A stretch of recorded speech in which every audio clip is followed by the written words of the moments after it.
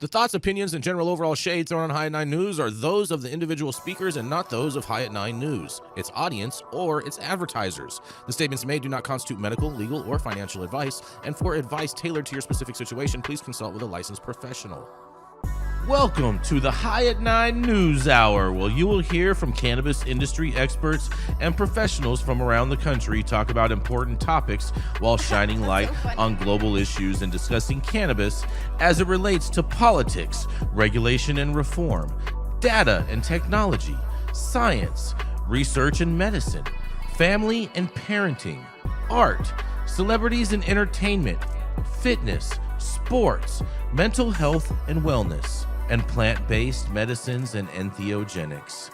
Together, we are building a stronger community, fighting the stigma and creating change. With your host, Jason Beck, joined by special industry expert correspondents from around the country, and daily antics brought to you by Cannabis.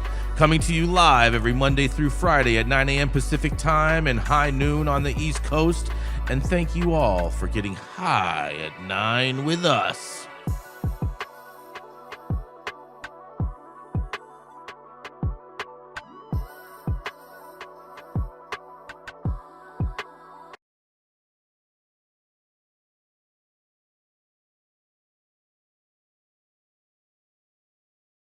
Guys, and today is a National Fragile X Awareness Day today. I'm gonna be a nice girl and I'm gonna keep my mouth shut. But Jason, you know. I just this is so funny to me. I'm gonna keep my fucking mouth shut, but you know. I think this is hysterical. Todd, anything to say about National Fragile X Awareness Day? Todd's been married for 1,000,000 years. Why would Todd have something to say about this? I didn't hear. I was listening to something else. What are you guys talking about? Wow. Today is National Fragile X Day. Feels like 1,000,000 years. Watch their tires getting slashed.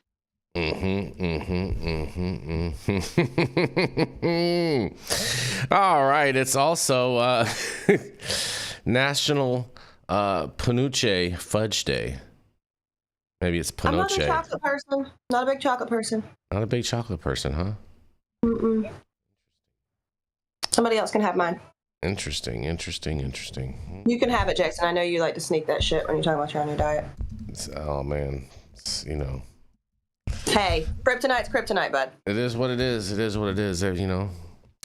It's also National Mango Day.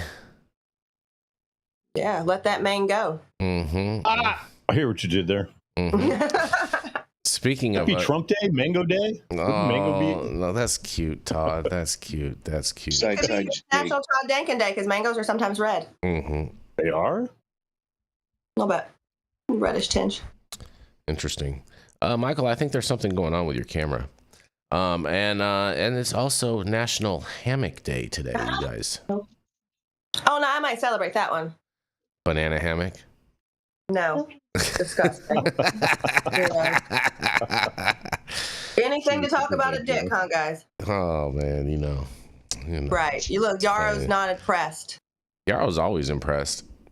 Not really. Why did you guys take it there, that first thing? I mean, like, a hammock day is cool. Like, go take a hike, take an Eno, post it up with some trees, enjoy some nature. It was such a wholesome day until... Until. What's wrong, Yarrow? Yeah, what's going on, Yarrow? Well, you're very quiet. This is very abnormal for you. You look very sad. Yeah. I'm just waiting for this show to take an uptick and keep it classy. Look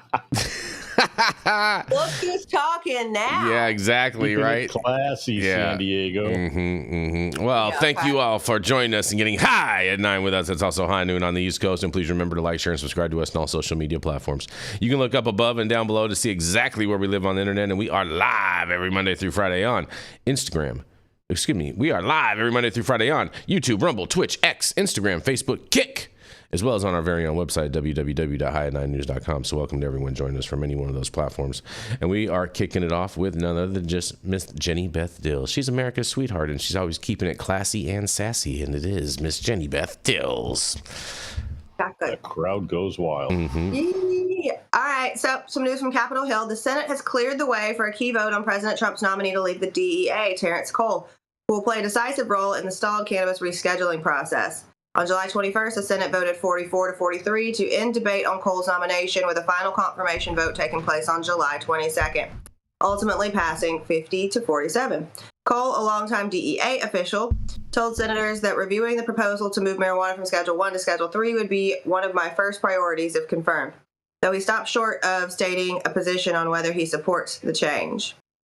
That rescheduling proposal, initially launched under the Biden administration, has been tied up in hearings that were paused 6 months ago due to legal challenges, including allegations of improper influence within the DEA, as of course they did. With that process stuck under interim leadership, first Derek Maltz, then Robert Murphy, advocates now say it's up to Cole to finally push forward. And pressure is already mounting. The National Cannabis Industry Association urged Cole to advance the rescheduling process in a timely and transparent manner, highlighting the potential benefits such as easing research and tax burdens for state legal cannabis businesses, which wouldn't exist if we go to Schedule 3. But okay, so the ball is now in Cole's court. Will he move to reclassify marijuana, or will the delay continue? We'll keep an eye on the timeline as confirmation wraps up and the DEA gears up to act. So I think that this is probably a nothing burger. I understand that he said it would be his top priority, but I bet his top priority is to squash the entire thing. I think the DEA has done so many underhanded things in this whole process with their good buddy over there, Project Sam. But God, you guys, please deschedule, not reschedule. I'll throw it back to you guys and see what you have to say. I'm with you all the way, all day on that, Jenny Beth. We need to deschedule, not reschedule. Reschedule would be a total sham. I was actually talking with some advocates that want to start a little political action kind of thing in regards with on the federal side, and I was telling them all of the nuances that go in, and they better get their money up because it's going to be a pretty penny to get cannabis descheduled. Now, the problem with Cole is he doesn't like marijuana, so I don't think he's going to D or re or anything because he wants to protect the kids. Well, Todd, I stand in the space of where I think it's better to leave it as a Schedule 1 than to reschedule it. No, I agree with you. It should be descheduled and not rescheduled for sure. But I don't even think it's close to being on this guy's agenda. He's a just say no guy.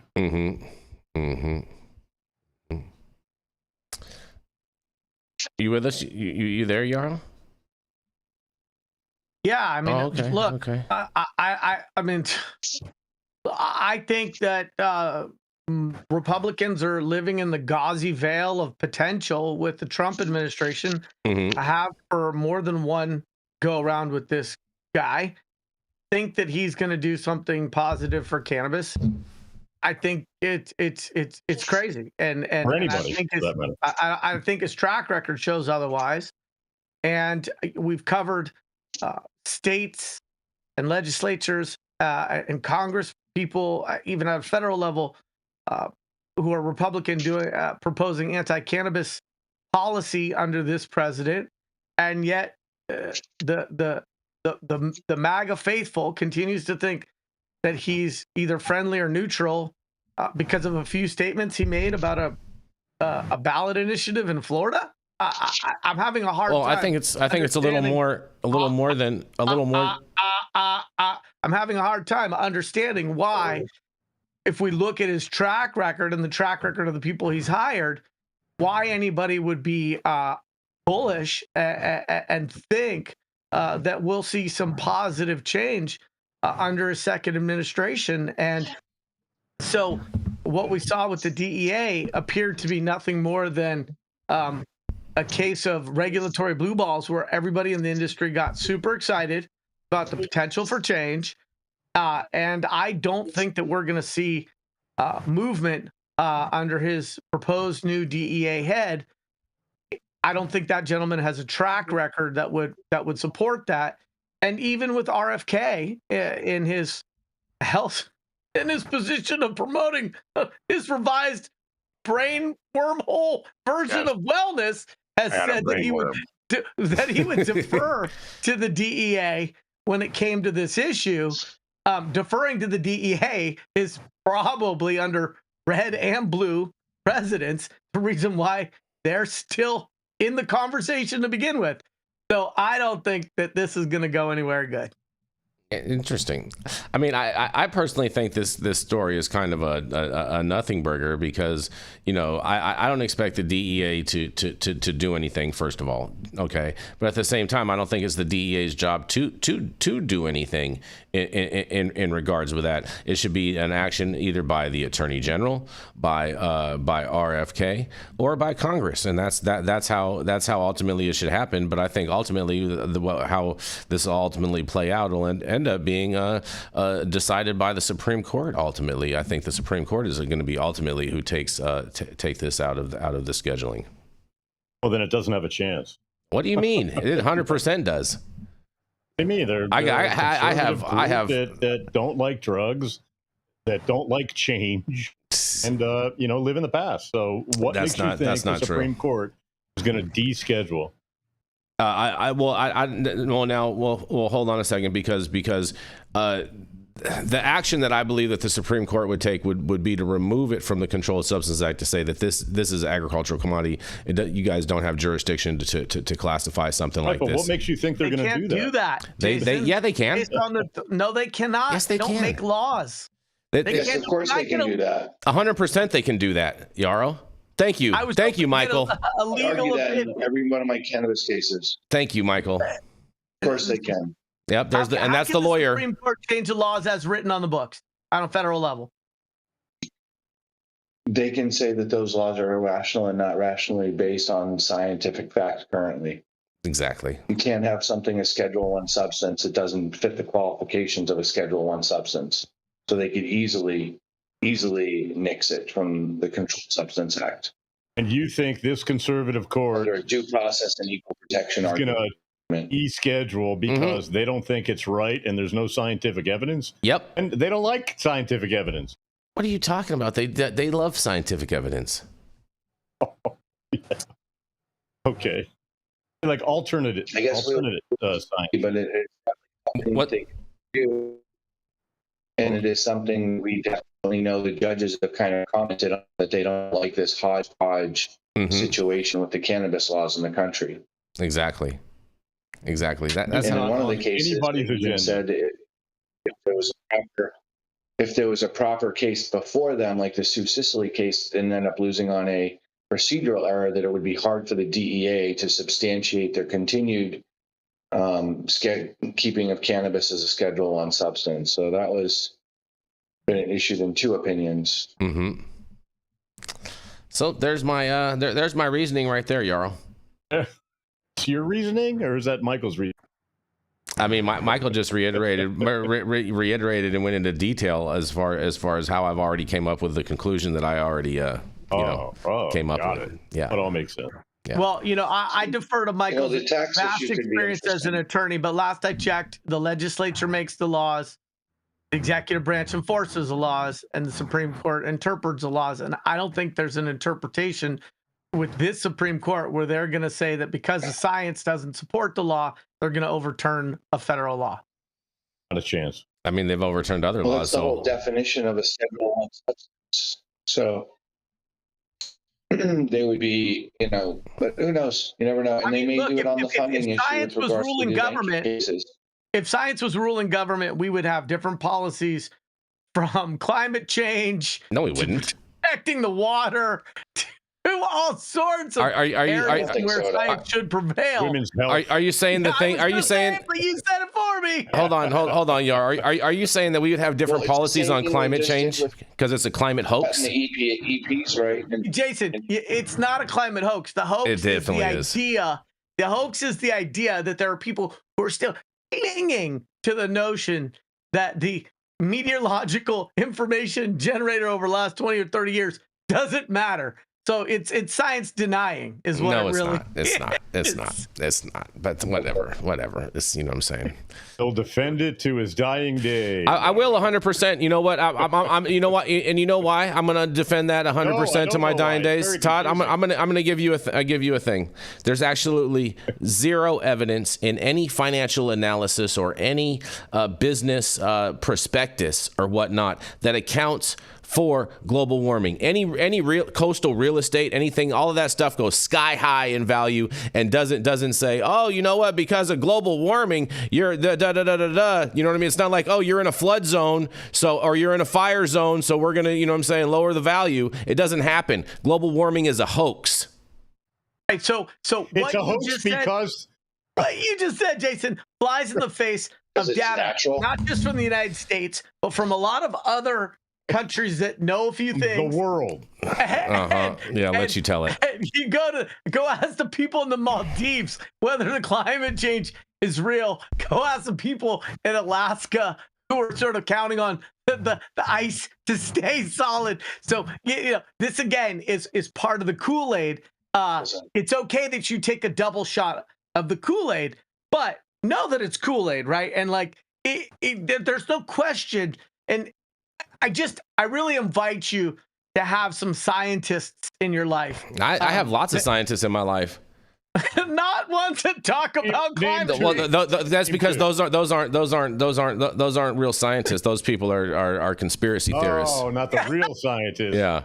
But the GOP scientists. The human that are affecting the entire Earth. Exactly. It's so ridiculous. It's so ridiculous. Climate change has happened over the entire history of our planet. It's not like it's not natural. Exactly. I say climate change. You know what I tell you, Yarrow? Climate change is? It's the weather. It changes every freaking day. Every day the weather changes. Like it was just raining over here. You don't believe in climate change, you just said. Folks. So what about NASA? Is NASA part of the deep state? Because the fact that they are saying climate change is real, does that mean that they're controlled by Biden's son's drug addict laptop? They could be. That was very possible. Very possible. I don't know. Epstein and Trump, they live pretty close to NASA. Oh boy. You know what? This was fun. You know, whatever you guys are always a good ride. Think of anything smart to say, so I'll call it a hoax. It is what it is. It's the climate hoax. It's just what it is. The Earth has been hotter before. Exactly. It's total bullshit, total propaganda. And so that means it's changing, right? That you say it's changing every day. So that's the weather changes every day. You know what's changing? This show into the first commercial. Yes.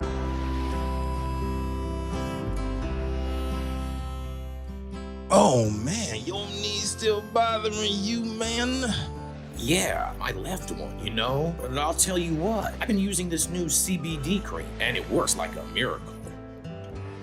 CBDs? I done heard about them CBDs. I was out there on them Twitters the other day, and I heard they get you high as a kite. Well, not this stuff. This stuff is tested. Every batch, all the way through, pharmaceutical grade, and in a GMP certified facility. So you know you're not going to have to worry about flying high. GMP certified? I might have to try some of this out. Where do I even find this? You go directly to aimhighhemp.com and they will ship it to your door right away. Test it. It's not a name, it's a promise. We're back, you guys.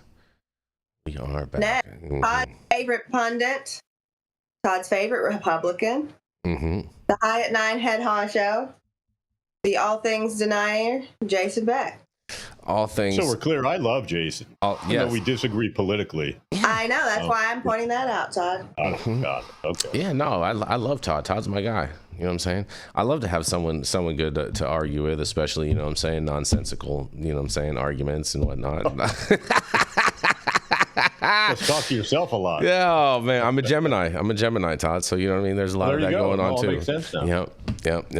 But, man, you know what, Todd? You inspired me. You know, I got sent a piece. That was an opinion piece. And since you're doing an opinion piece, I said, you know what? This one has a lot of pertinent information, too. So we're making an exception today. We have 2 opinion pieces that are going to be covered on today's news, but they all have like relevant facts and information, and you know what I'm saying, some fire shots at some people and fire shots at others, and so I hope you guys enjoy this little bit of commentary today because local politicians ignore the marijuana industry's ugly underbelly. And this is an opinion by Andy Caldwell.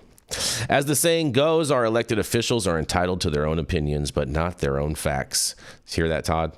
Pretty much every single That's what I'm trying to say. Yeah, pretty much every single South Santa Barbara County Politico, including Supervisors Roy Lee, Joan Hartman, and Laura Capps, Congressman Salud Carbajal, and District Attorney John Savanich, to name just a few, has expressed outlandish and irresponsible rhetorical outrage at the ICE investigation involving glass house pot operations in Carpinteria and Camarillo.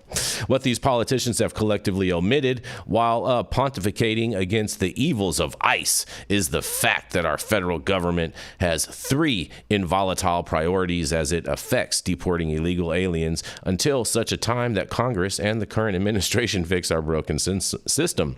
The first priority of ICE is to deport convicted criminals and others who have already received their final orders to deport. A second priority is rescuing the hundreds of thousands of unaccompanied minors who disappeared after having crossed the border, as it is expected that the vast majority of these children are being trafficked.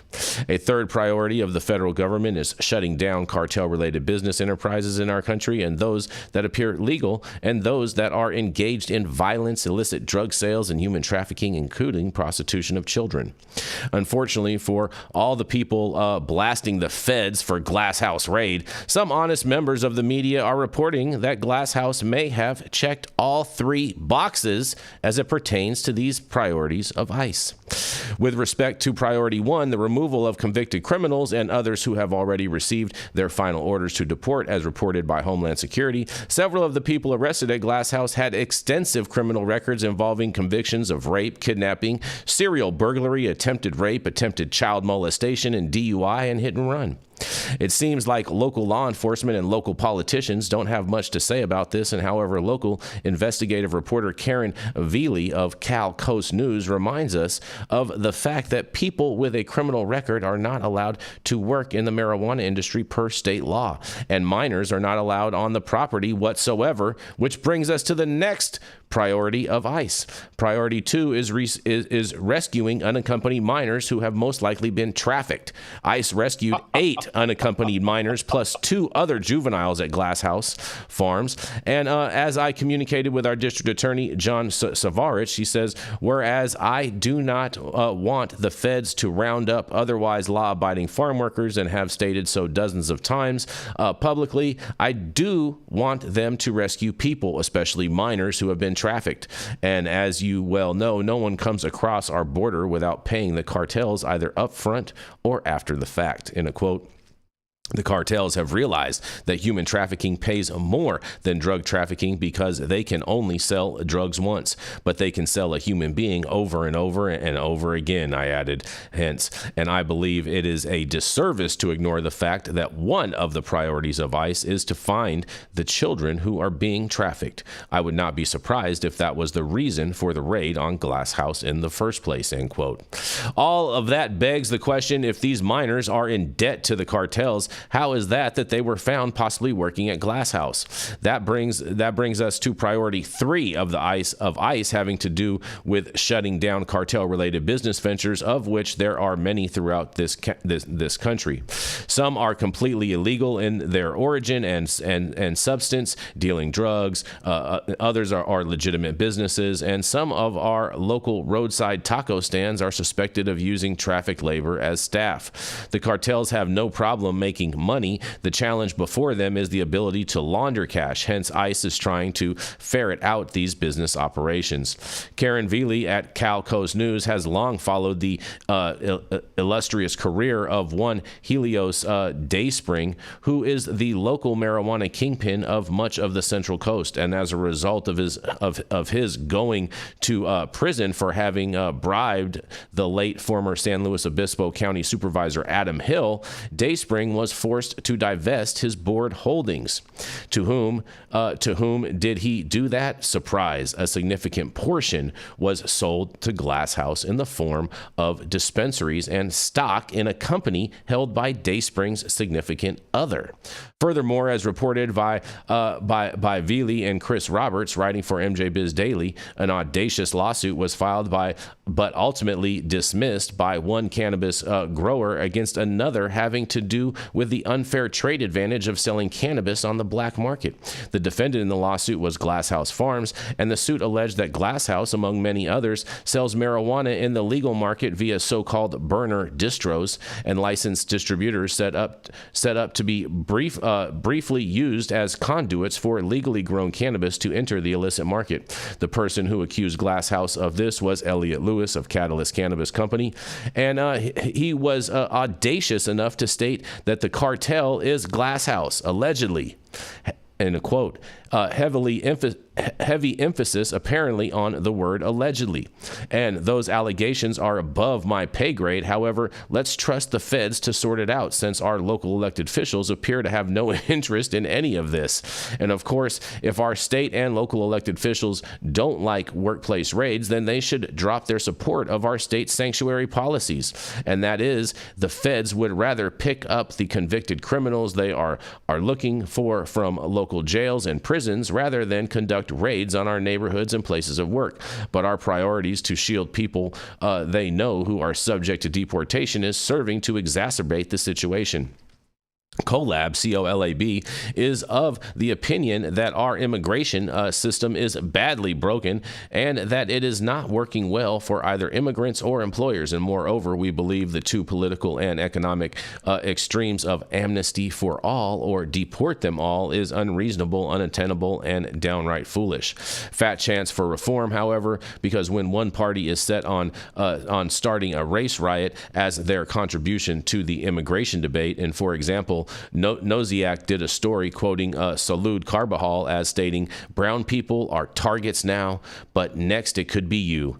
This from the one and same congressman who doxed an ICE employee in Carpinteria, thereby setting him up for an attack by a, in quotes, peaceful protester that sent him to the hospital. Another politician from SoCal tried to recruit Latino gang members to fight ICE, and we were once a nation of laws, including laws having to do with legal versus illegal immigration, and obviously too many of our local leaders were glad to see those laws ignored like never before during the Biden administration. Now they have now they are shocked beyond credulity, and to grapple with the consequences of an administration intent on enforcing the law without regard to the continued consequences for non-enforcement. That is, as far as these local elected officials are concerned, unaccompanied minors and the victims of felonious and illegal immigrants be demanded. ICE and Customs, and then there's the ICE and Customs Enforcement Report, you guys, because, and this is very telling, I think, overall. On July 10th, we executed a federal search warrant at 2 marijuana operations located in Camarillo and Carpinteria, California. And these immigration enforcement operations resulted in the arrest of 300 plus illegal aliens, including Juan Duarte Velasquez, a Mexican criminal alien convicted of rape in Washington and arrested for impaired driving in California. Roman Avalos Cadero, a previously deported Mexican criminal alien convicted of kidnapping and attempted first-degree rape. Santos Alberto Rodriguez Hanchito, a Salvadorian illegal alien arrested twice in his home country for terrorism. George Luis Anaya Garcia, a Mexican criminal alien convicted in California for a narcotics trafficking offense. Jose Velasquez Lopez, a Mexican criminal alien with 5 previous deportations and a Florida conviction for first-degree battery. Fabian Fernando Antonio Martinez, a Mexican criminal alien who was granted voluntary return twice before and was arrested in Ventura for felony firearm possession. Josefina Lopez Martinez, a previously deported Mexican criminal alien convicted of willful child cruelty in Ventura. Jose Acalides Aurelio Rodriguez, a Salvadorian criminal alien with several impaired driving arrests, multiple impaired driving convictions, an arrest for hit and run causing property damage, and an arrest for possessing a controlled substance. Jesus Hernandez Ramirez, a Mexican criminal alien, granted voluntary departure 3 times and arrested for indecent exposure. Miguel Mejia Extreviesa, a Salvadorian criminal alien, arrested in California for hit and run with property damage, and Cristina Martinez Modesto, a Mexican criminal alien, arrested in California for assault and battery of her spouse. Cynthia Paola Cardonza Mendoza, a Mexican criminal alien, arrested for assault with a deadly weapon in California. And Adriana Gonzalez Gonzalez, a Mexican criminal alien, arrested multiple times in California for burglary and impaired driving. And federal agents also rescued several unaccompanied children. One of these kids was previously identified by the Center for Countering Human Trafficking, and they accomplished this despite over 500 rioters and protesters trying to foil their multi-agency targeted immigration enforcement operation, and 4 U.S. citizens were arrested for assaulting or resisting federal agents, and special agents are interviewing all illegal aliens arrested and each unaccompanied child, and all aliens in ICE custody are screened for human trafficking. And there was no cannabis that was seized from Glass House Farms during this raid. And I can't wait to hear what you guys have to say about this. Love that you really tend to give a shit about children trafficked. I do. I 100% care about children being trafficked. As long as it doesn't involve Epstein. That's right, exactly. Oh, that's a hoax too. Well, before Epstein is not a hoax. Their hands and feet all over Jason. I would just like to once again point out, Jason, it's Camarillo. Whatever. So I have a question for you, Jason. We've had a strict policy on this show of only covering articles that were news, not opinion pieces. We have. You are right. And Todd wanted to cover an opinion piece today, and so as I granted him an exception, so I granted myself an exception. And Yarrow, I'll tell you what, if you find an opinion piece later, you know what I'm saying, I will more than happy grant you an opinion piece. Opinions. I don't need somebody else's. Okay. Fair enough. Hey, look, if this was really about children being trafficked, the federal government and the Trump administration has literally gut the State Department's TIP office, which is responsible for coordinating efforts against human trafficking, right? Ending grant funding for the Labor Department, and they have nearly 70 programs aimed at combating child labor and human trafficking. Mm-hmm. So the pretense that this is all about save the kids is bullshit. I totally disagree with that. I want all that trafficking stopped, so I'm not for child trafficking. But I'm just saying the history of this administration in the first 6 months have taken all the money away from anti-human trafficking programs. And it just doesn't make, except ICE. Right, so ICE is the ultimate human trafficking program, though.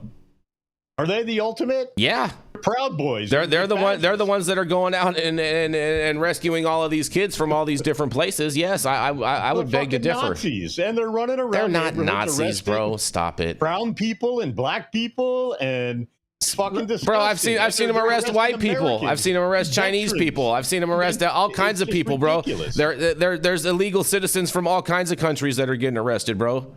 I think. Yeah, there's citizens from the United States getting arrested. I think we need to separate two things here: policy versus procedure. I think that there's an argument to be made that some of the policy goals of this administration align with the desires and wishes of a lot of American citizens.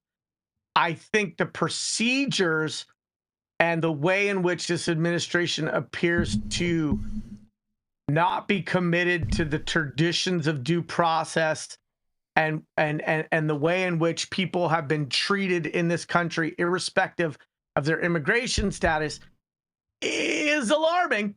Can I say something there's a reason to that? why when the Republican Supreme Court is saying, hey, you guys got to bring that guy back from El Salvador, and Trump goes, I can't do that. That even Americans who believe that we need to address unchecked and unsanctioned immigration are concerned about the methodology. And I think that what we're seeing here is heavy-handed tactics that don't necessarily put America's best face forward in the way that this administration is trying to effectuate these goals. Well, and so when we read about brown men who have dedicated their lives to this country and or served in the armed services being detained for 3 days, or ICE not needing to identify themselves or wear the appropriate uniforms in a way that is consistent with the traditions of enforcement in this country, it should give people some pause if they're paying attention. Well, Yarrow, one thing on your comment in regards with due process. Due process is only afforded to U.S. citizens. It is not afforded. Well, that's not true. That it is 100% true. No, it's 100% true. That is absolutely bullshit. No. You should read the Constitution, bro. Due process. Due process is only. It's so much easier to argue if you guys do it one at a time. I know. Due process. That's not true. It is true. It is true. I'll bet you $100. I'll bet $100. No problem. Michael Minardi, Jason O'Yarrow, $100. Because the Supreme Court actually ruled on this and said that due process was afforded anybody who was in this country, whether they were in here illegally or not. That's not true.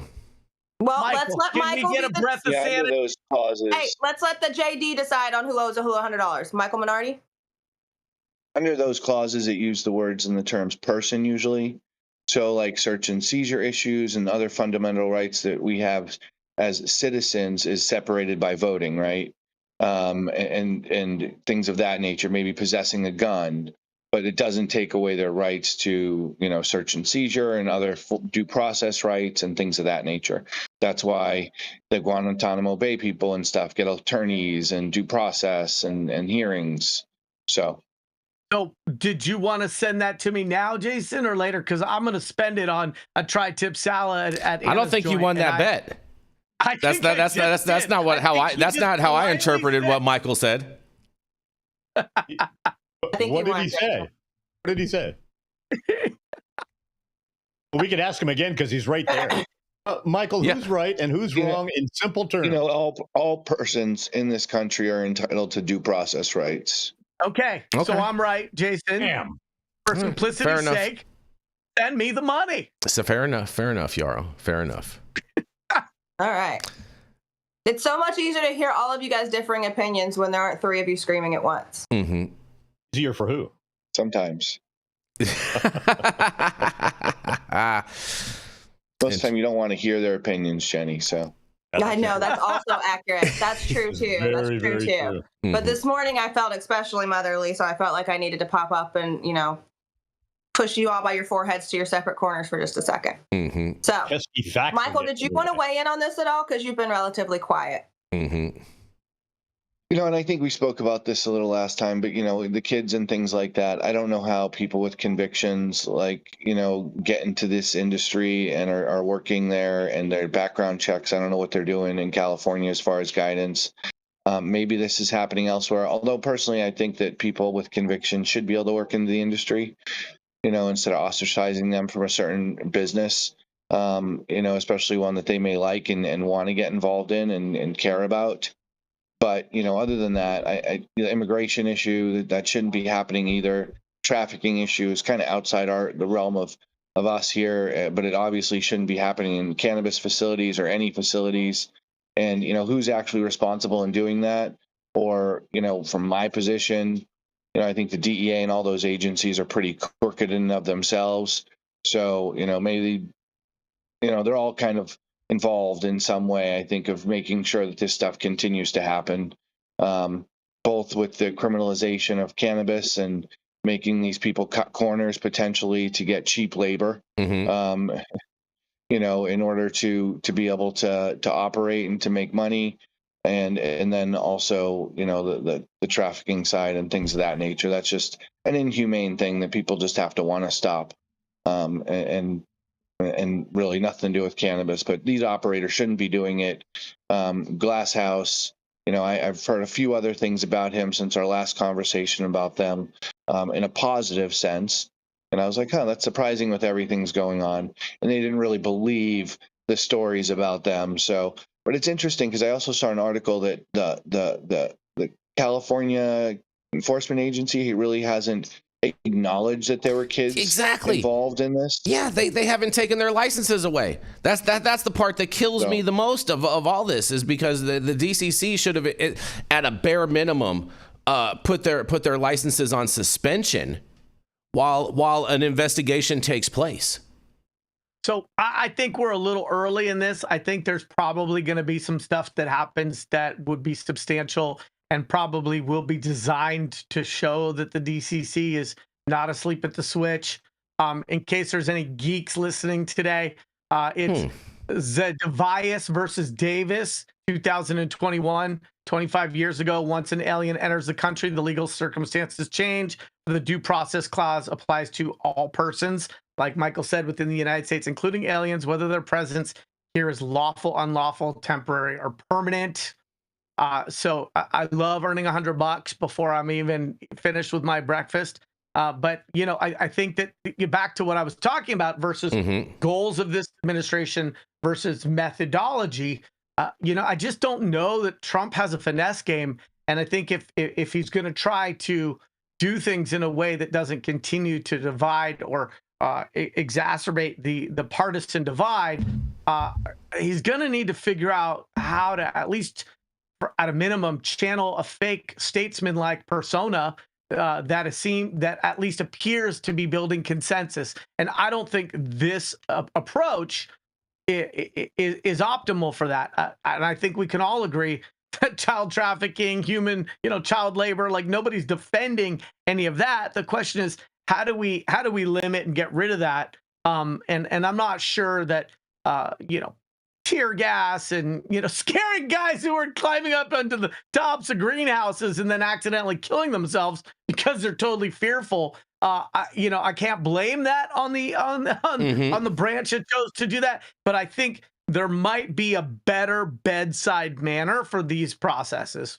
Why? I don't understand why anyone isn't blaming Glasshouse for creating this problem in the first place by hiring all these illegal labor. So Glasshouse is not creating a problem. Yeah, they are. Whether they knew about it or not, this welcome to agricultural labor in Southern California. There's a problem, and there's definitely problems within it. It's not just Glasshouse, and it's not just cannabis labor. Well, Jason, you hit the nail on the head. Why aren't the people who hire these illegal immigrants being arrested? Yeah, it's the illegal immigrants that are being arrested. They're just trying to get a gig. If there were no gigs I here, agree. I wouldn't be coming here. I agree with you on that. The people that hire illegal immigrants should be arrested too. I'm totally in favor of that, because the reality of it is that if there weren't these jobs for them to be hired in the first place, we wouldn't have the situation in the first place. Agreed, but Mar-a-Lago, they have illegal immigrants. Stop there it, Todd. there. No, they don't. Stop it, bro. Come Stop on, it, bro. Stop the ridiculousness. All these guys are using it because they're $2 an hour employees. Stop it, bro. Don't think they don't. The kitchen staff. I've been to Mar-a-Lago plenty of times, bro. That's not. And you haven't seen any brown people serving you? They were all legal citizens, bro. I've actually had conversations with them, Todd. I actually talk to people. Yeah, I actually talk to people. You know what I mean? And find out. You don't talk to brown people, do you? All day, every day. All day, every day. And so that's just fetch me my slippers. It's just a stop it, bro. Stop it. Todd, come on. Stop it. No, I already won $100. Okay, we're winning. That's true. I almost doubled down for 1,000. But Michael jumped in. I think that's very, very outlandish. The things that you guys are saying personally, and it's the same thing that these Democratic lawmakers are like. Oh, well, if we don't have illegal workforce, who's gonna pick the lettuce and da da da da? And it's like, who is? Machines can pick the lettuce, Todd. Machines can pick the lettuce, bro. It's not that. It's not that. It's not what farmers in Nebraska are saying as they go bankrupt. It's not that serious, bro. So let me just opine on that for a second, because I like all things ag, and it sounds like you guys are in favor of slave labor, is what it sounds like to me. Got my John Deere. That's how I take it. Boy loves slave labor. To the degree that agriculture has already been mechanized, I don't see cutting edge lettuce picking machines being introduced into the market. And so if they were able to save labor costs such that they were a worthy CapEx investment, they would already be there. And what we're really looking at is a jumping off point to have a conversation about the wealth gap in this country and the decimation of the middle class and the working poor. And we probably have different opinions about what are the underlying causes and solutions. And I think what Democrats are trying to say is these very low-paying jobs are being filled by the people who don't have a lot of vocational options, and that it takes two for this condition to exist, not just the people accepting those jobs, but the moneyed capitalists who are trying to squeeze as much profit out of their businesses by offering the lowest possible remuneration to do those jobs. And those jobs are hard. And there may not be enough reverence in this country for the nobility of farm labor in the way that we all know we should celebrate teachers, firefighters, police officers, public servants. And so it's time to thank a farmer and to understand, at least in this state, the hands that pick the food you eat are most likely brown. I have a great farming hat. Unfortunately, I can't wear it on the show because it's green, so you guys wouldn't even be able to see it. But I do wish I could wear it for you because it is great. Well, according to the University of Arkansas, there's a sharp increase in Chapter 12 farm bankruptcies in the past year. This indicates significant financial distress in the agricultural sector. Labor shortages are a major challenge as farmers face difficulty finding enough workers, especially for labor-intensive crop requiring seasonal labor like table grapes. AgWeb reports that 56% of farmers experienced labor shortages in 2024, with an estimated 2.4 million open agricultural jobs. So you're saying they blame it all? Well, recent crackdowns on undocumented immigrants, such as increased ICE raids at farm and food plants, exacerbate labor shortages, making it harder to find and retain workers. So it sounds like you're advocating for slave labor, Todd, is what it sounds like to me. But nonetheless, we have prisoners for that. Come on, and children. I'd have no problem. I would have no problem using prison labor out in the field. I would have no problem with that at all whatsoever. Zero. Yeah, zero. So your playbook, your playbook, Project 2025. It incentivizes incarceration because there's a financial. I think you have a fair point on that, Yarrow. I think you have a fair point on that. I really think you have a fair point on that, and maybe there should be a threshold of like, hey, like if you're doing over 10 years for violent crime, murders, you know what I'm saying, rape, things like that. I mean, given that the United States is like, how much of the world's prison population is in the United States? I mean, we already have a prison problem, right? Yeah. Prison industrial complex. The idea that we would then add a revenue producing activity on that. First of all, it does already exist, and thank the prison inmates who are making great license plates or what have you. But to continue to double down on that policy, I don't think I'm fine really with it. I'm totally fine with that. I'm totally down with that. And in here in the chat before we move on, where did it go? Where did you go? Son of a biscuit. Dimitri Downey said that's a great idea. Prison labor for farms is excellent with accountability for Yarrow's concerns, and that's from Dimitri Downing.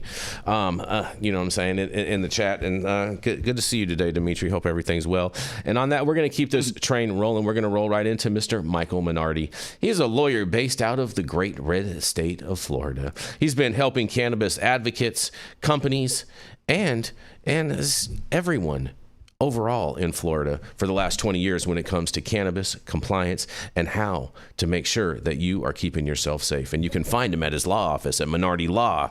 It is none other than Mr. Michael Minardi. Hello, everyone. Happy high noon on the East Coast. And today we're going to be going back to that rescheduling thing and talk about the DEA's dirty little secret. Cannabis secret. Meet the 800-pound marijuana gorilla. This was in the Morning Star. All the news about the DEA administering rescheduling marijuana means absolutely nothing if the quota system remains untouched. I thought this was interesting because I haven't heard about this quota system yet. Much attention has been given to breaking Ole Miss's monopoly and who becomes the next DEA administrator. But the real news isn't about who's appointed, it's what the DEA does with the quota system. For decades, the Drug Enforcement Administration has quietly presided over a regulatory disaster, one so entrenched, so damaging, so absurd that it is hard to believe it hasn't yet become a national scandal. Its name, the DEA quota system. The impact, the systematic sabotage of America's cannabis research ecosystem. Its enabler, the bureaucracy that protects monopolies and not medicines. The DEA quota system was created under the Controlled Substances Act to strike a delicate balance, restrict dangerous drug diversion, while allowing enough supply for legitimate medical and scientific needs.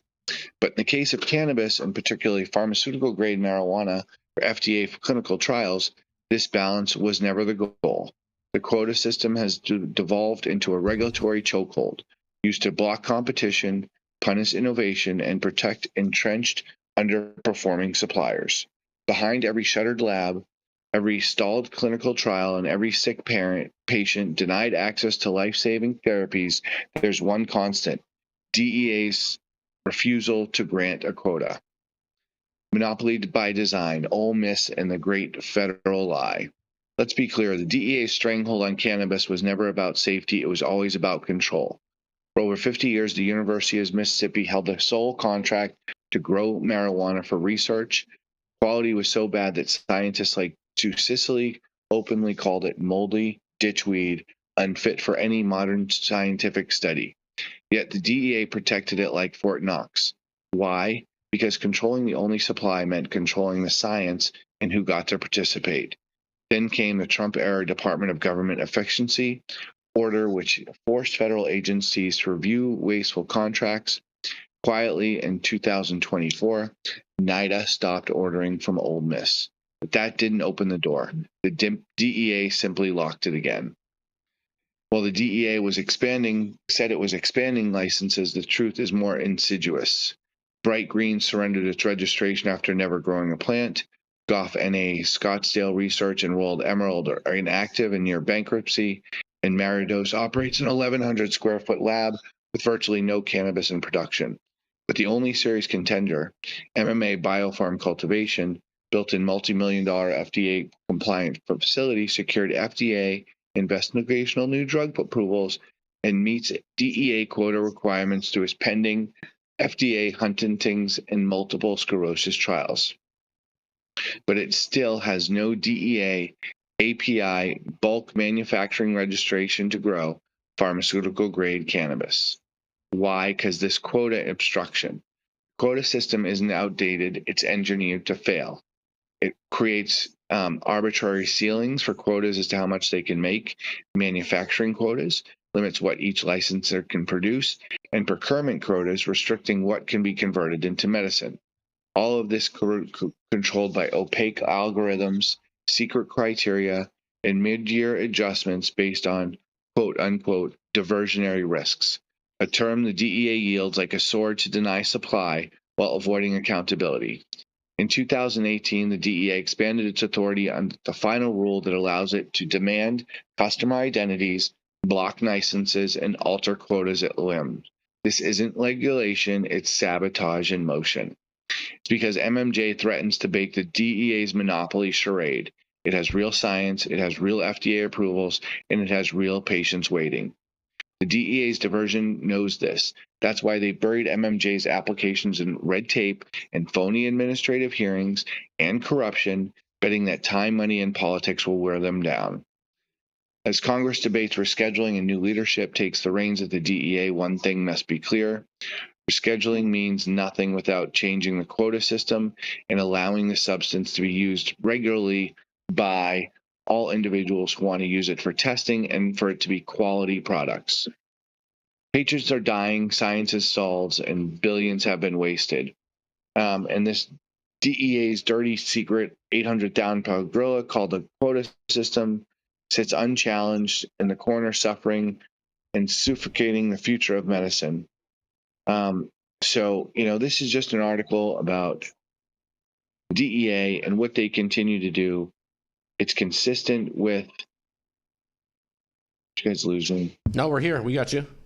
Okay, it's consistent with everything we're hearing about what's going on with this rescheduling debacle and what the DEA is continuing to do, the corruption going on in this system, and really the lobbying that they continue to do to Congress, spending taxpayer or forfeiture money dollars to lobby the legislature to continue to give them a job and keep them employed as DEA agents. So I think this time we got to get this done. Without a doubt, Michael, without a doubt. But we shall see. Like I said, I'm not sure if Pam's gonna do that. I mean, we ultimately need her to deschedule it. That would be the fastest pathway. But in relation with this, with the federal grow that you mentioned, Michael, we covered a story last week in relation to this about them losing the NIDA contract, and but their contract, to my understanding, is still active until the end of 2028. They're still sourcing from them, even though it's been canceled. It's not that it's been canceled. The contract, at least according to the article that we covered, is that it's through 2028. They have a surplus, so they've stopped growing. Correct. Temporarily. Okay. They're moving through the mids they've got before they resume growing more mids that nobody wants. Well, I mean, on the positive side, right? If they're just going to sit there and wait for 3 years before they smoke all of it, at least somebody's going to get high because it'll at least convert to CBN by then. So maybe they'll get high this time. Oh man, it's already harsh, and I just imagine it's gonna hurt Irv's throat even more, Michael. Dust garbage. Yeah, it's garbage. Yeah, they just need to, all of a sudden, I guess they think UMISS thinks that they're staying in New York with all those piles of stuff that they couldn't get through. Well, once again, let me correct you. It'd be Ole Miss, but that's okay. So whatever. Michael, you mentioned Sue Sicily, and yeah, she's the biggest supporter of getting rid of that contract for years and years and years. So for her that it finally happened. Oh, I'm ecstatic that it's gone personally, Todd. Yeah, no, of course. I mean, yeah.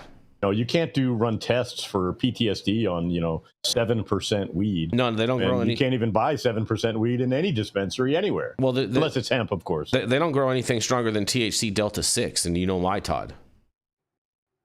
Why is that? Because it gums up their rolling machines. Oh, right. I remember that. So. I just don't want people to be able to use the real medicine to get real studies. Mm-hmm. Oh, I know. That's the thing. That's exactly right. Designed to fail. Or they don't want to lose all that government contract money and admit we don't know what the fuck That's true doing. too. That's true too. Interesting, you guys. Anything you like to say in regards on this, Yarrow? No, I mean we covered sort of that change in production. We've covered DEA. I think. Okay. This article dovetails with both of those, but I don't have anything further to say. Fair enough. I'm trying to take you guys into an argument, but I don't have anything. It's a Festivus miracle. I'm very proud of you, Yarrow. Growth and maturation. 17% a day. 17%. You being proud of me is deeply disturbing. Well, I'll endeavor to do better. Oh boy. And on that, we're going to roll into our next commercial. We're going to be right back.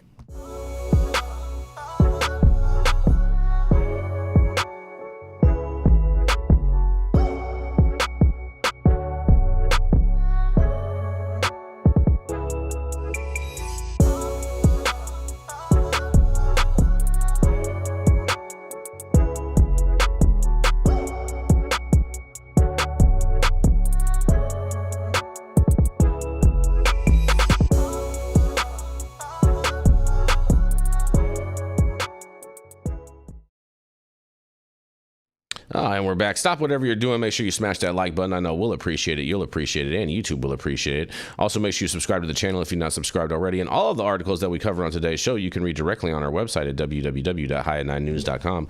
And make sure that you check out all of our sponsors listed in the description as well. And use the link to Liberty Tears to order yourself a case of Liberty Tears energy beverage directly to your door. 150 milligrams in every can, 0 grams of sugar, the perfect treat. And Todd, none of Todd's tears are in any of these cans. I just ordered the summertime strawberry salad when added steak on top here at Anna's. Make sure you do the same thing too next time you're in downtown Long Beach. Come on down and check out Anna's joint on the 400 block of Pine Street. They have amazing selection of beers, foods, and when you come down here to Anna's, you can even challenge me to a game of shuffleboard if you want to lose. Did you get that? So, next time you're in downtown Long Beach on Pine Avenue, make sure you stop by Anna's Joint on the 400 block. Not only do they have Anna's Joint, this restaurant and bar, but they also have the amazing deli next door, and then next door to that they have a very exotic flower shop. You may want to stop by and say hi.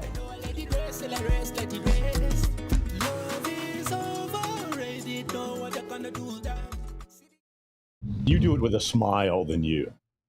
If you're like, it's fucking bald red guy. And we're back. And we're back. And guess who's coming up next? It's the fucking bald guy, the golden voice from Las Vegas, Nevada, the founder of Digipath Labs and the Smuggleverse, where you can also get some weed that's slightly less potent than the University of Mississippi.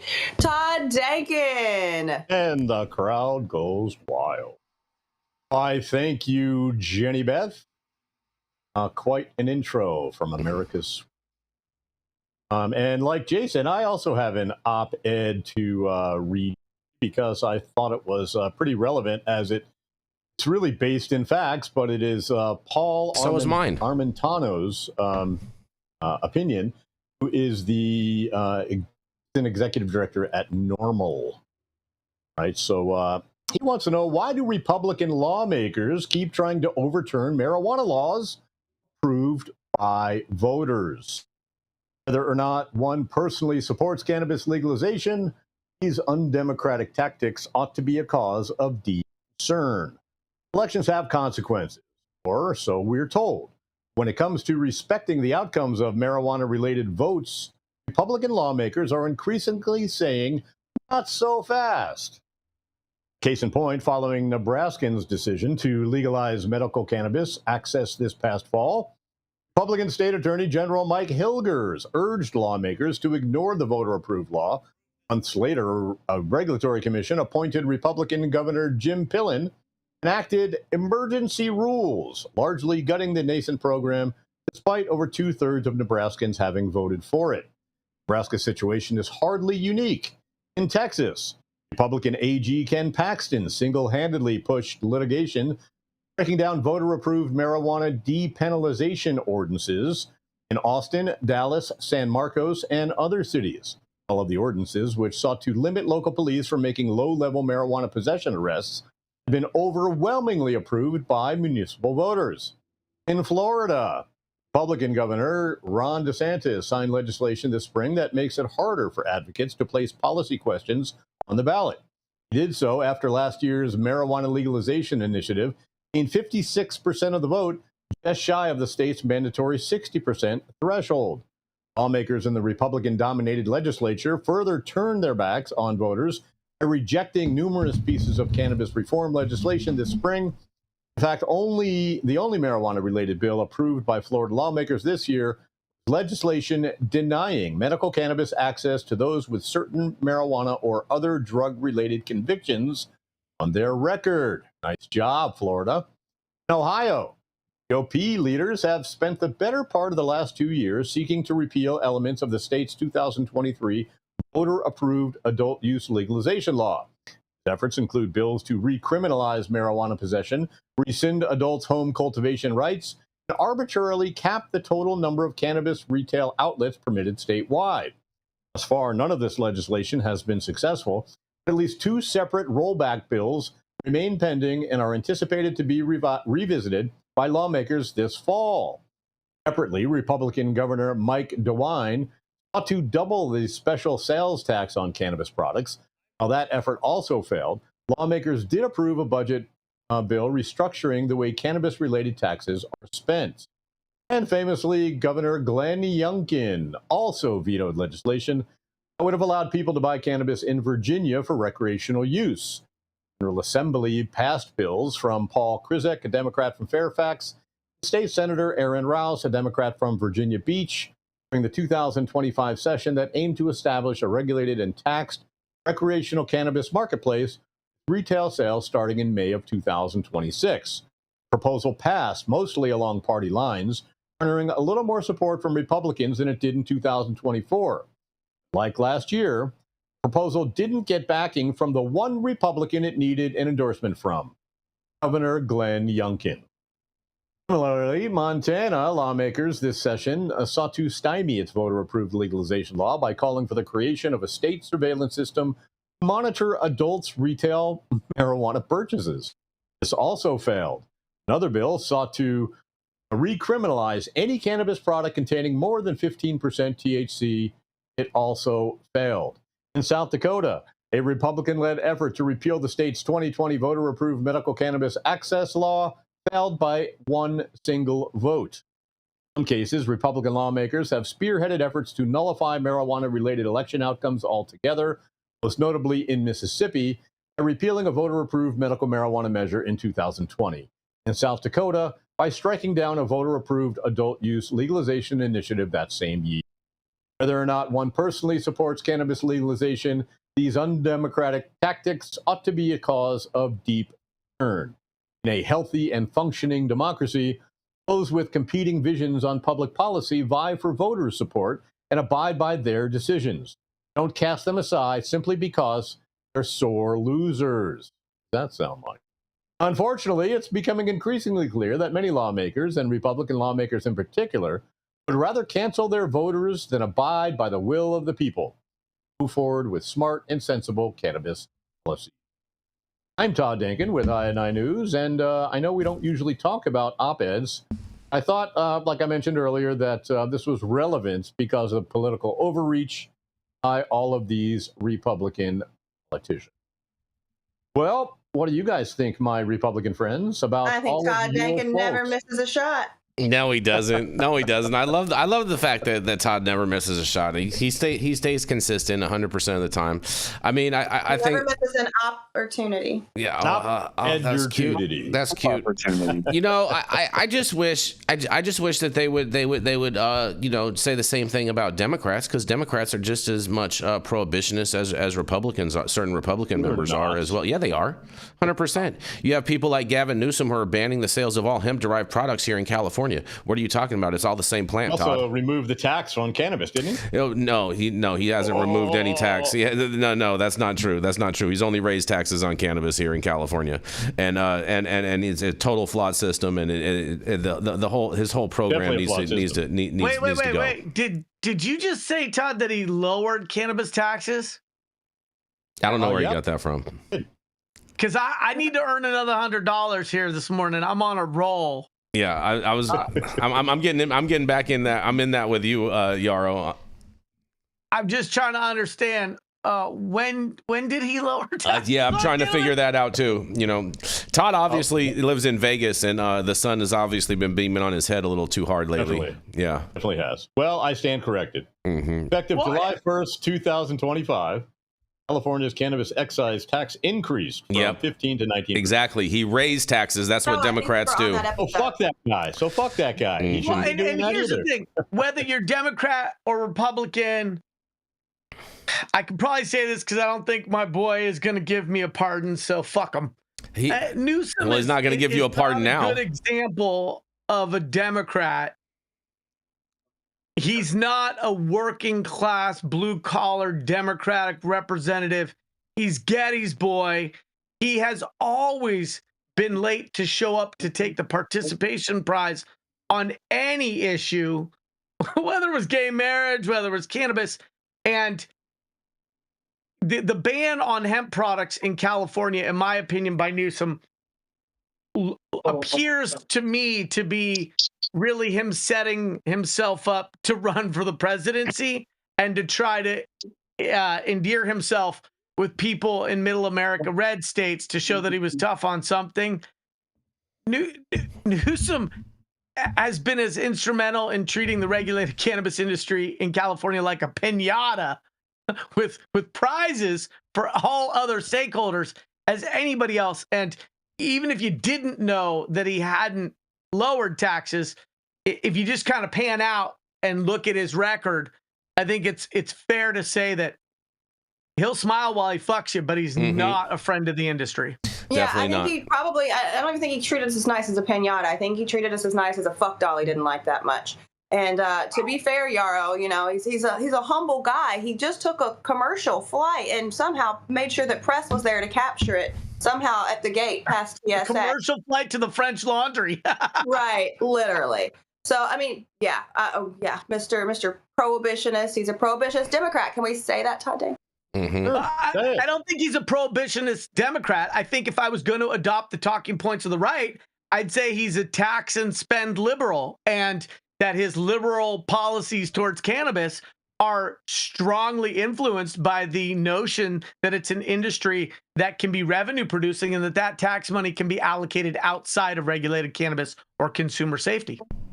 Yeah. Can we all agree that both sides are the problem and that neither side has done anything to advance cannabis policy in a meaningful way or an industry-friendly way?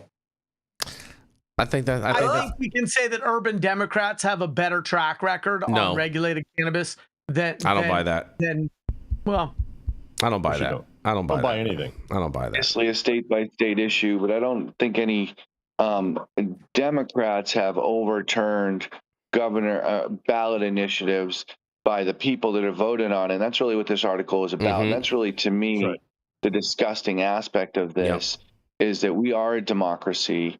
You know, and those, it's not even an electoral college. At least in Florida, when we vote on things, it's every vote, you know, so your vote actually counts. And no one should be, on the governmental basis, you know, in the legislature, should be thwarting the will of the people. I agree with that. That is anti-democratic, no matter what party you're in. And it's wrong, and those things should be overturned in some way and somehow. And I know the courts don't, and they agree with the government basically being able to do anything that they want to with these initiatives, like they've done in Florida.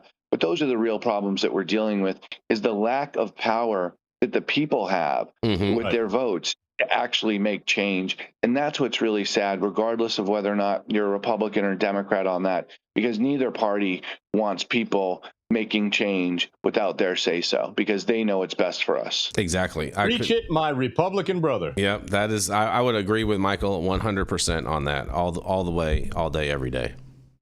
That is exactly right, because they do it from both sides. You know, one side may do it a little bit better, and one side may be a little bit more blunt, and how they do it. But it all happens on both sides, regardless of whether you choose to see it or not. Todd, there's no history of a Democratic governor canceling the vote of the people when they voted for cannabis legalization.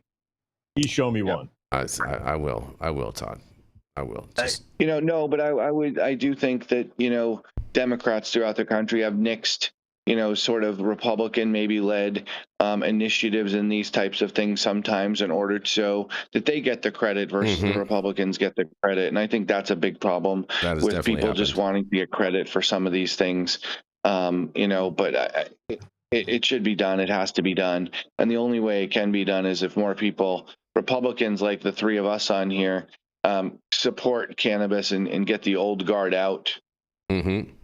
So Todd, I can't go granular on a Democratic example, so I'm going to go 30,000 foot overview and maybe even go archival, which is that when the Democratic base was excited about Bernie Sanders and Elizabeth Warren, the Democratic ruling elite, and I hate using those terms because it's talking points for the right, decided that Hillary Clinton was the best person to lead that party. And so the Democrats at this point do have a well-documented and established track record of really not giving a fuck what the base wants and doing what is in the best interests of the apparatus that has power within that party. And so that was really a bastardization of the will of the people, and it may not have been a democratic vote for a particular government policy, but it was an upsurging, a groundswell of the Democratic Party wanting a bit more of a less centrist position, and some people who had a little bit more grit and fire in their belly. And instead they put in Hillary Clinton, who not coincidentally, Hillary lost. And so the Democrats have done a really good job of finding a way to lose, and including Biden, who, if you think about the base was not clamoring for Biden to run his second time. And so the decision to put him in there, the disastrous TV debate, was not the will of the people who identify as Democrats. Well, you know what, and I would even go take it a step further, Yarrow, is that Kamala Harris was not the will of the Democrats either, that she was installed because no Democrat voted for her to be the nominee. That's true. Oh, holy shit, I can't believe you said that. Holy shit, did Todd just admit to that? It's obviously true. I always admit to the facts. Wow. Holy shit, hell must have frozen over this morning. Holy shit, you guys. Dude, when you say true things. We're removing the trichomes through an ice process. Man, you know what? On that, you say things that are factual. I agree. I don't spit nothing but facts. Let's roll to our last commercial. Yeah, we're going, exactly, Jenny Beth, exactly. We're going to our last commercial. We're going to be right back.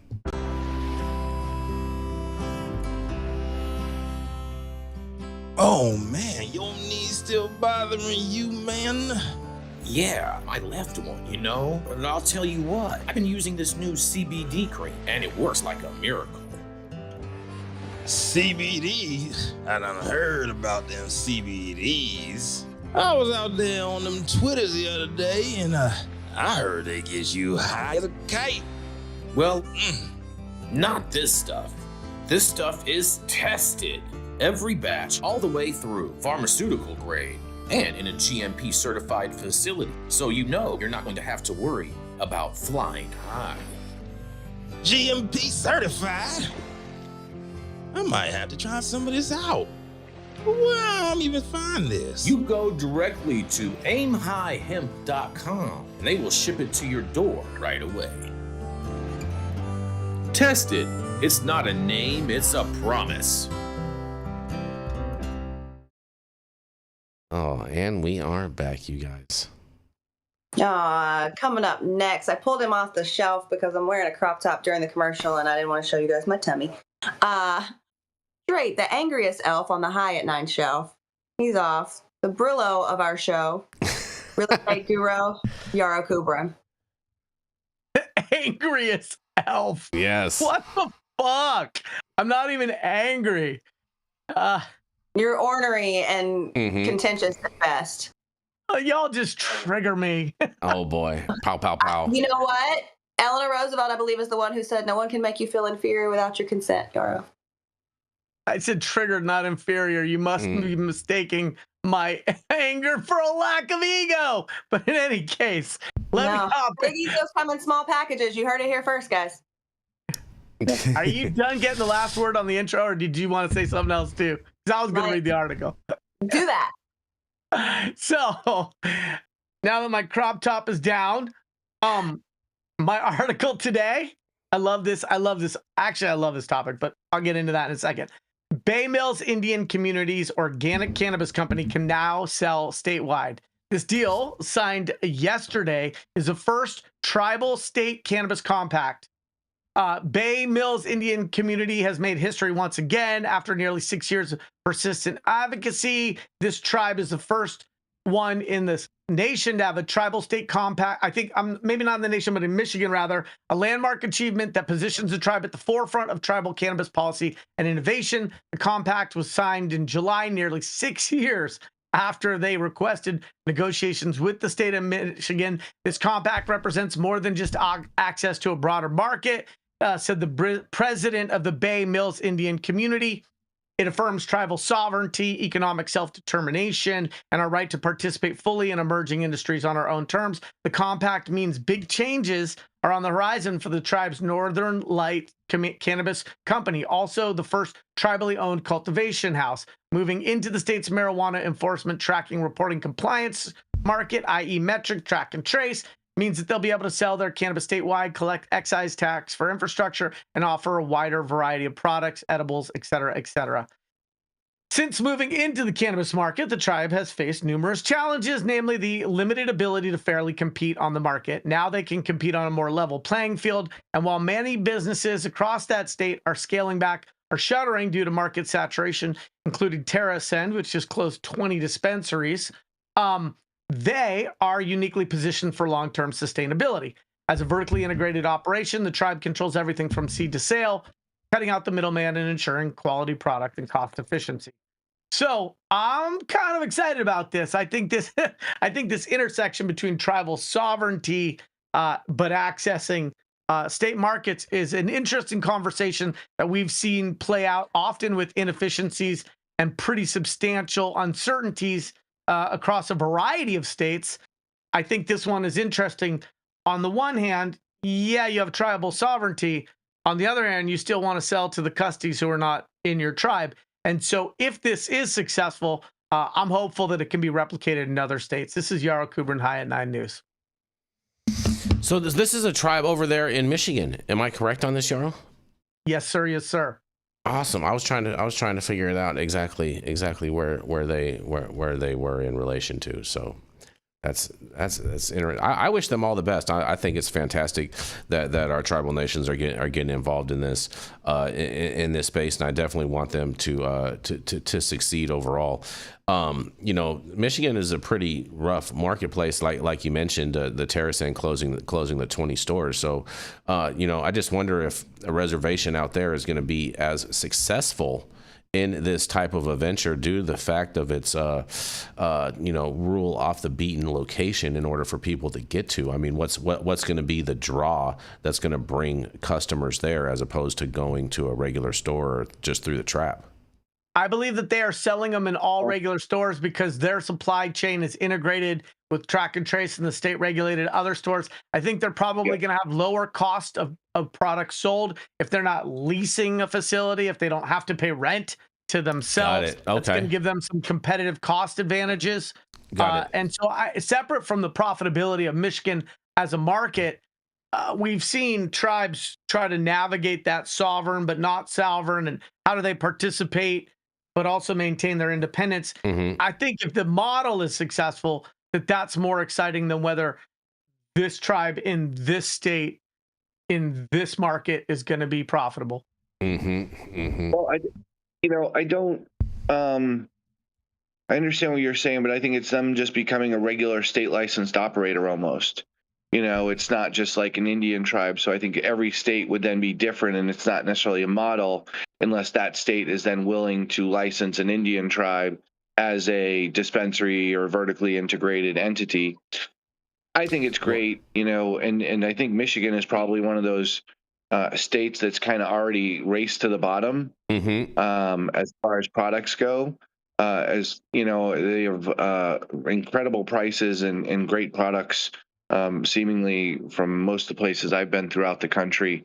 So, it'll really be tough for them to compete, I think. But, I think quality will eventually, carry its way to the top, and you'll have, just like every other product, you'll have your high-end qualities and your mid-grades and your lower grades, like, different types of beer or wine or anything of that nature. So I think they'll do great. All they have to do is have persistence to it and, be part of the community and get the community involved in some of the things that they do. And the thing I think I like about it is they can integrate some of their heritage into the dispensaries and teach people about that, as well as the cannabis in that. And so I'd like to see that. And so I think some of those things could be a draw for people to go in and see sort of that aspect of it in addition to the cannabis aspect of it.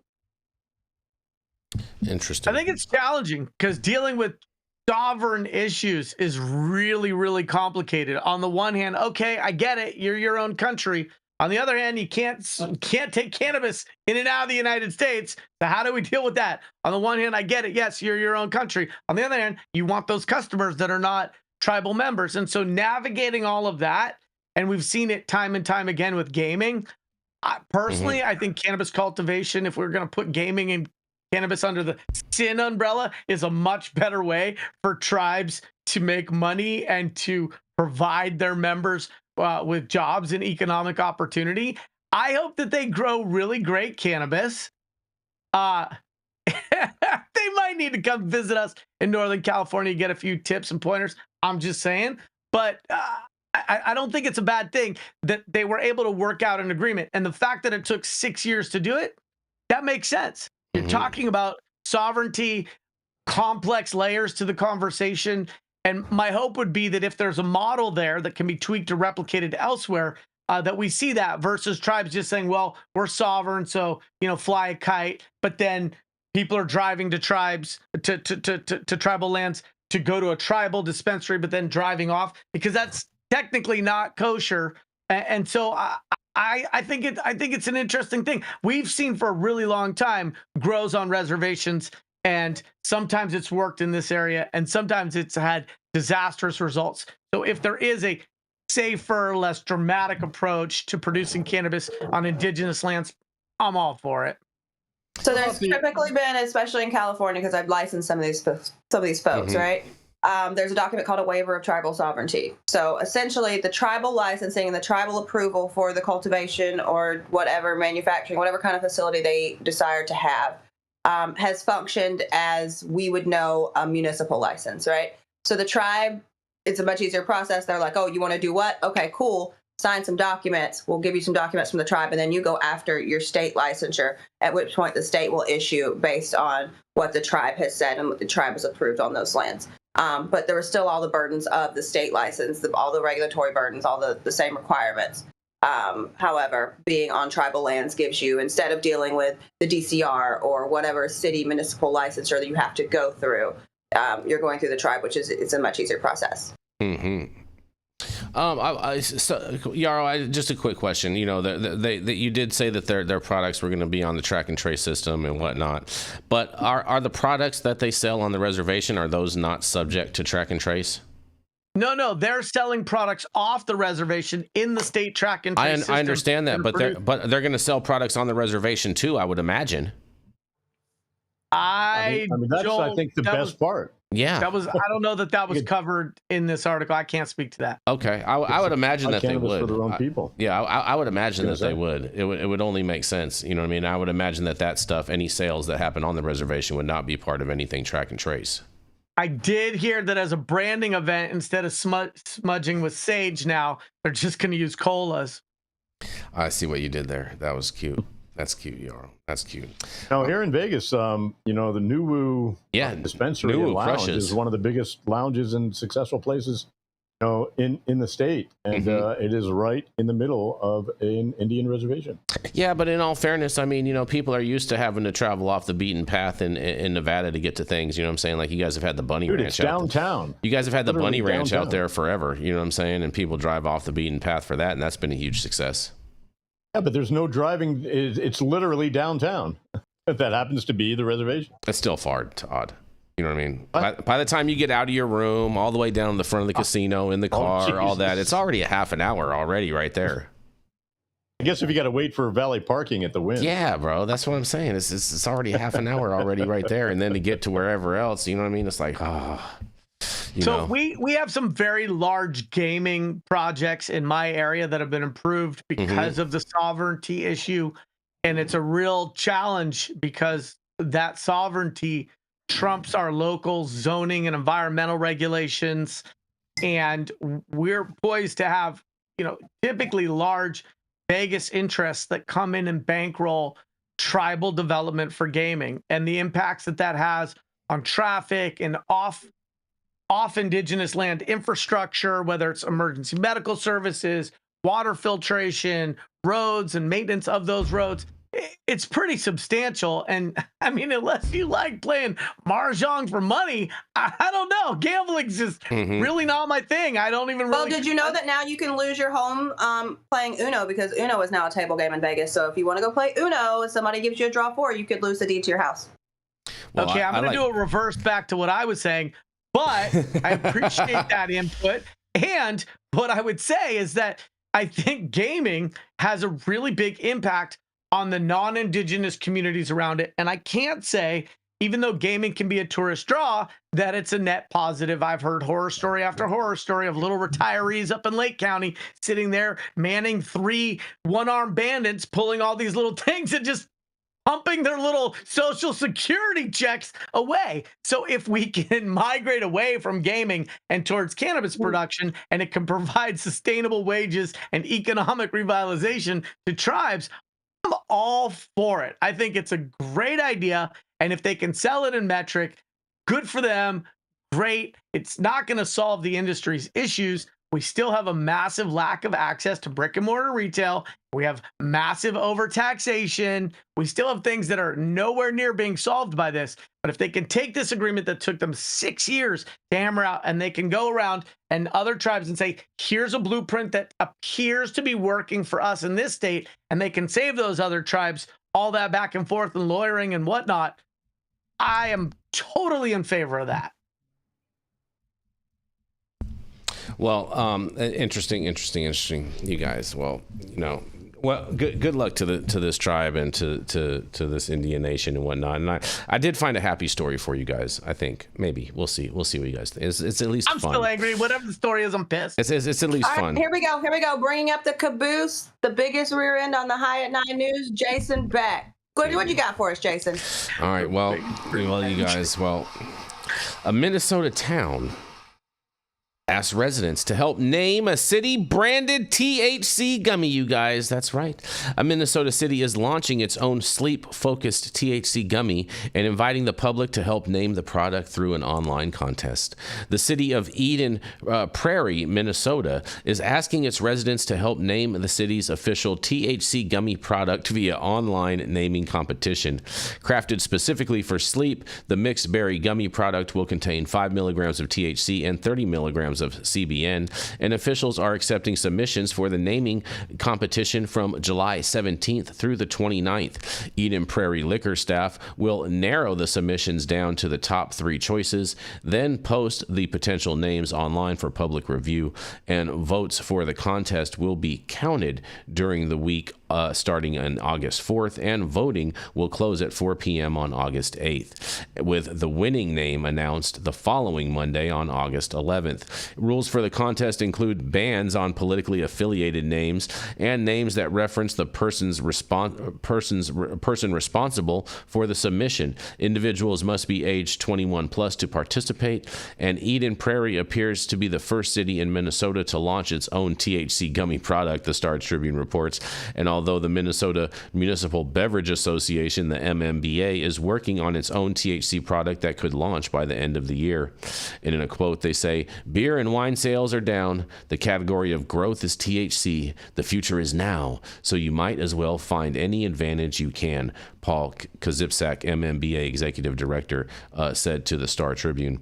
And the Eden Prairie gummies will be available at all of the town's liquor store locations starting this fall, retailing in packs for retailing in packs of 10 for $19.99, you guys. Wow. Look at this, man. The city is getting into the trap. I can't wait to hear what you guys have to say about this. This got to be some hemp-derived product. This is definitely not on the regulated market, but man, what do y'all got to say about this?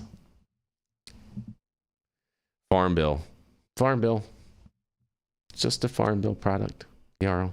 I think it's great. The city's accepting it and embracing it, and not running away from it. It's great. It shows progress.